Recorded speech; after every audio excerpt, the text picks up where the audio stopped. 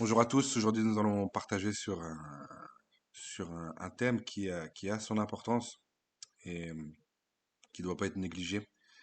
On va prendre l'exemple humain d'un enfant qui n'est pas encore né, qui est dans ce temps, qui est dans le ventre de sa mère. Et nous savons tous qu'un enfant, de manière générale, naît au bout de 9 mois. Donc ça peut être quelques semaines après ou quelques mois avant, quelques semaines avant. Mais il faut, de manière générale et en moyenne, 9 mois de temps de gestation de l'enfant dans le ventre de sa mère pour qu'il puisse être en bonne santé et venir dans ce monde en pleine forme et en bonne santé. Et en tant que chrétien, c'est exactement la même chose. C'est-à-dire qu'on peut faire le parallèle entre ce temps de gestation et notre vie chrétienne. Le Seigneur veut nous préparer à de grandes choses. Il veut se manifester, il veut se glorifier dans notre vie. Il veut que ce pourquoi nous sommes en vie, ce pourquoi il nous prête le souffle de vie, ce pourquoi il nous a appelés par sa grâce et mis à part avant la fondation du monde pour que nous puissions croire en lui, se manifeste pleinement dans sa vie.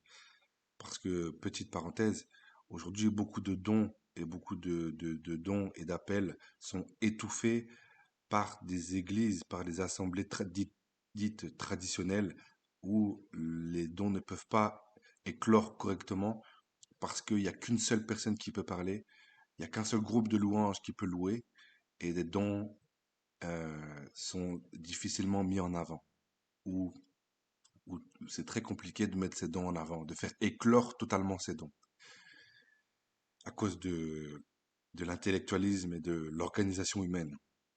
Donc, ce temps de gestation, c'est, ouais, comme je le disais, un parallèle qu'on peut faire avec notre vie chrétienne. Et le Seigneur, dans notre vie chrétienne, nous fait passer par des temps de gestation. Il nous fait passer par des temps euh, où nous devons comprendre, où nous devons apprendre. La vie chrétienne est faite de montagnes que nous devons monter en permanence pour arriver au sommet. Nous avons arrivé, gloire à son nom, avec succès et victoire dans cette épreuve. Et ensuite, nous redescendons la pente, nous remontons une autre pente pour arriver au sommet, et ainsi de suite. Ce ne sont que des sommets qui sont franchis toute notre vie. Et pendant ces moments-là, nous vivons des temps de gestation, des temps de préparation. C'est parce que le Seigneur veut nous amener à des choses encore plus grandes. Et je parlais avec un frère il y a quelque temps, et c'est pas pour le condamner, mais c'est à titre d'exemple.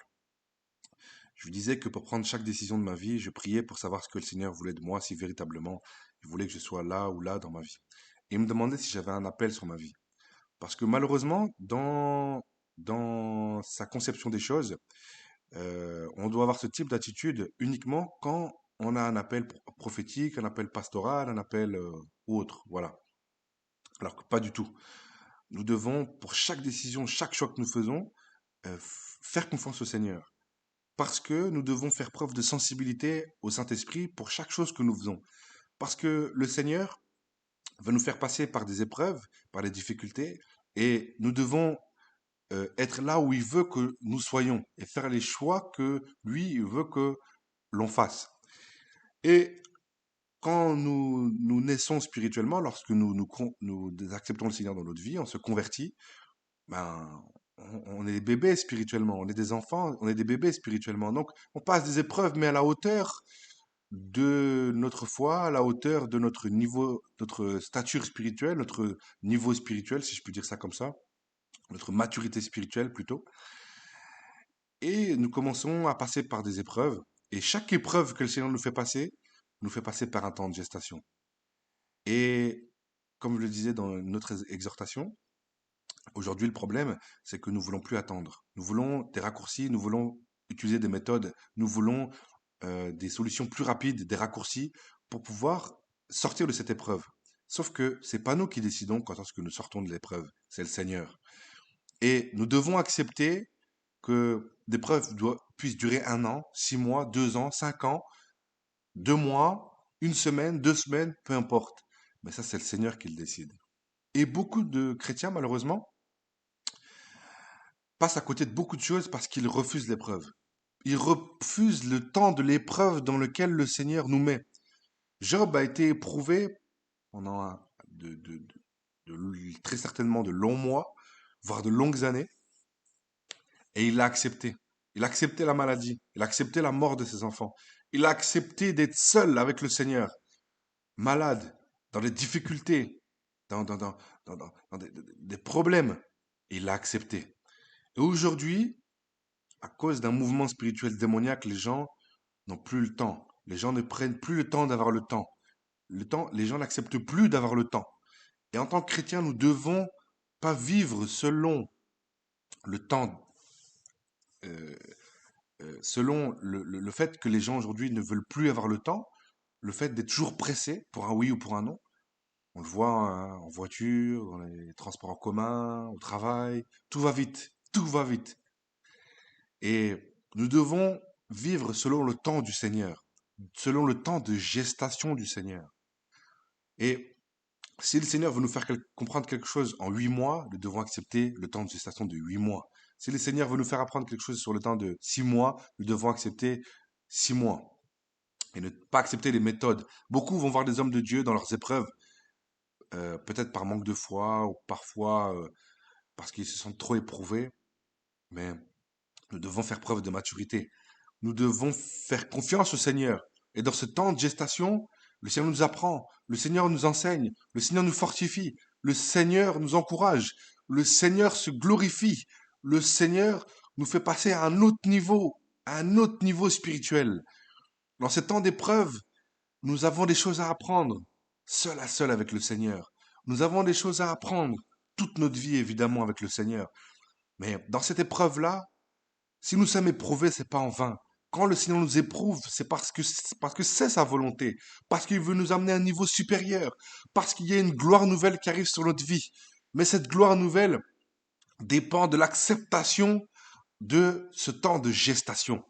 Quand nous manifestons les fruits, nous manifestons la gloire, nous manifestons des dons, nous manifestons, nous prions pour les gens qui sont liés, possédés par les démons. Les gens partent, les esprits partent rapidement. Les gens disent, waouh, gloire à Dieu.